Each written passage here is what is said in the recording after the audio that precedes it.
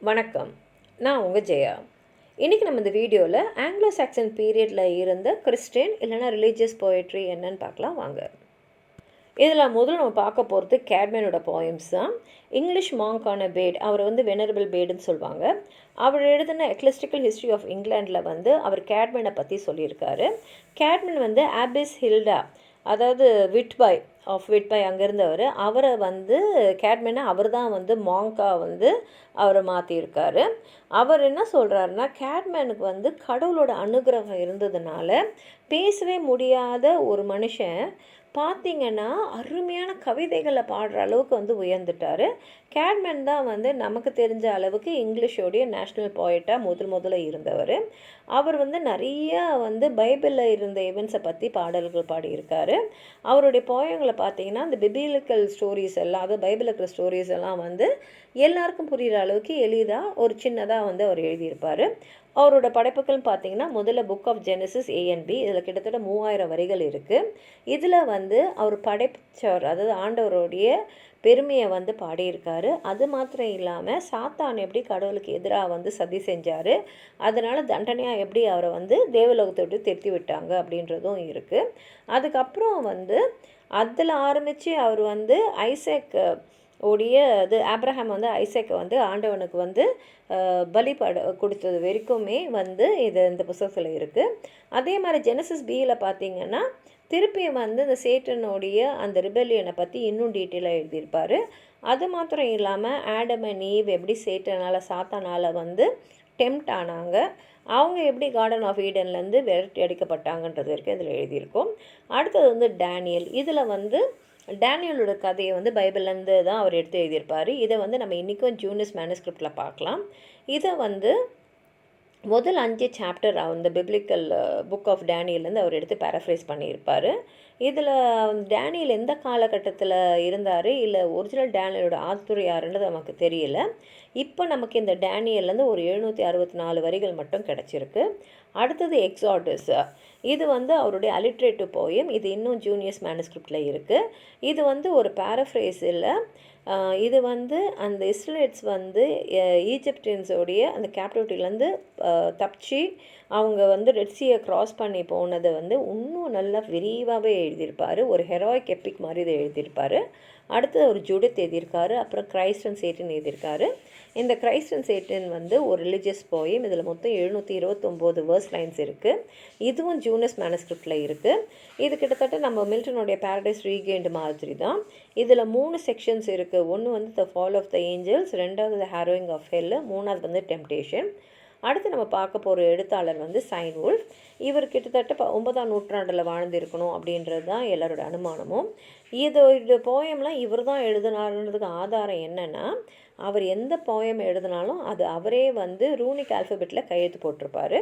அந்த மாதிரி அவர் கையெழுத்து போட்ட 4 புஸ்தகங்கள் Elene, Juliana, Christ, the Fates of the Apostles. இது இல்லாமல் சைன் வுல்ஃப் எழுதியிருக்கக்கூடிய பாடல்கள் நம்ம என்ன எடுக்கிறோன்னா the Dream of the Rood. இது one of the oldest Christian poems old English லிட்ரேச்சர்லன்னு சொல்லலாம். அதே சமயத்தில் இதை அவர் அலிட்ரேட்டிவ் வேர்ஸில் எழுதியிருக்காரு. ரூடுனா அந்த போல் இல்லைன்னா க்ரூசிஃபைக்ஸு. இப்போ க்ரூசிஃபையர்னால் நமக்கே தெரியும், அந்த சிலுவையில் சாத்துறது தான் நம்ம க்ரூசிஃபைன்னு சொல்லுவோம். இதில் பார்த்திங்கன்னா இந்த புஸ்தகம் 10th century வேர்சலி புக்கில் இன்னமும் இருக்குது. இதுதான் இருக்கிறதுலே ஓல்டஸ்ட் ஒர்க்குன்றதை நம்ம ஏற்கனவே பார்த்துட்டோம். இதில் என்னென்னா, ஒருத்தர் கனவு காண்டார். அந்த கனவில் பிரகாசமான ஒரு சிலுவை அவர் கனவில் வருது. அந்த சிலுவை விலை மதிக்க முடியாத மாணிக்கங்களாலெல்லாம் அலங்கரிக்கப்பட்டிருக்கு. அந்த சிலுவை இவர் பேசுகிற மாதிரி இவர்கிட்ட ஒரு ஸ்பீச் கொடுக்குது. இது சைன் வுல்ஃபுடைய ஒரு மாஸ்டர் பீஸ்ன்னு நம்ம எடுத்துக்கலாம். இந்த புக்கில் அந்த ரூடு அதோடைய கஷ்டமான கண்ணீர் நிறைஞ்ச ஒரு கதையை சொல்லுது. இந்த கதையில் ரூடு தான் ஸ்பீக்கராக வருது.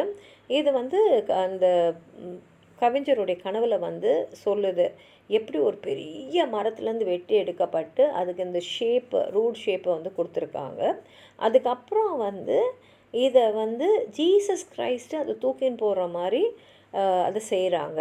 கடைசியில் அந்த ரூடு மேலேயே அந்த ஜீசஸ் கிரைஸ்ட்னு சொல்லக்கூடிய பெருமகன் க்ரூசிஃபைட் பண்ணியிருக்காரு.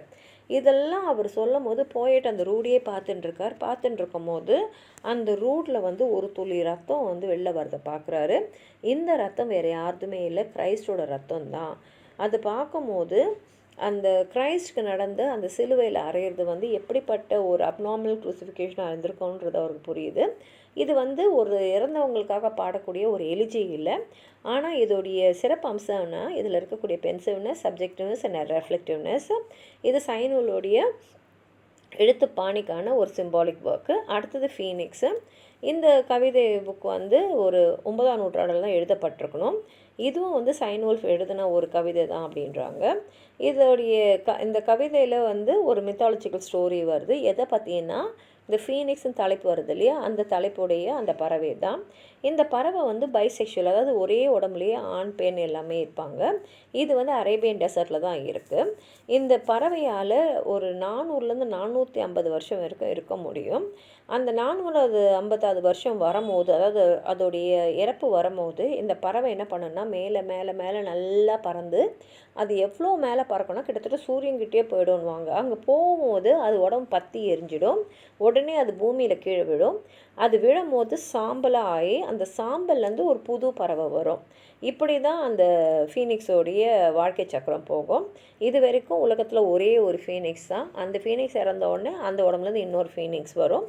இது வந்து கிட்டத்தட்ட கிரைஸ்டோட ரிசரக்ஷன் மாதிரியே இருக்குது. ஏன்னா கிரைஸ்ட் வந்து அவருடைய வாழ்க்கையை மனித குலத்துக்காக தியாகம் பண்ணார். அதே மாதிரி தான் இந்த இதுலேயும் வந்து ஒரு ஃபீனிக்ஸ் வந்து அதோட வாழ்க்கையை தியாகம் பண்ணி இன்னொரு ஃபீனிக்ஸ் வந்து பிறக்கிறதுக்கு வழிவகுது. பின்னாடி வந்தக்கூடிய நிறைய ரிலிஜியஸ் போய்ட்ரிக்கு முன்னோடி அமைந்த ஒரு புஸ்தகம் இதுன்னு சொல்லலாம். அடுத்து அவர் எழுதுனது வந்து ஆண்ட்ரூஸ் இல்லைனா ஆண்ட்ரியாஸ்ன்னு சொல்லலாம். அப்புறம் கத்தலிக். இந்த ஆண்ட்ரூஸ், ஜூலியானா, எலின், கத்தலிக் இது எல்லாமே வந்து த லைஃப்ஸ் ஆஃப் த செயின்ஸில் இருக்கக்கூடிய கவிதைகள் தான்.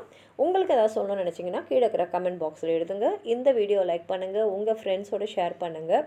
சப்ஸ்கிரைப் பண்ணாதவங்களாம் ப்ளீஸ் சப்ஸ்கிரைப் பண்ணி சப்போர்ட் பண்ணுங்கள். நன்றி.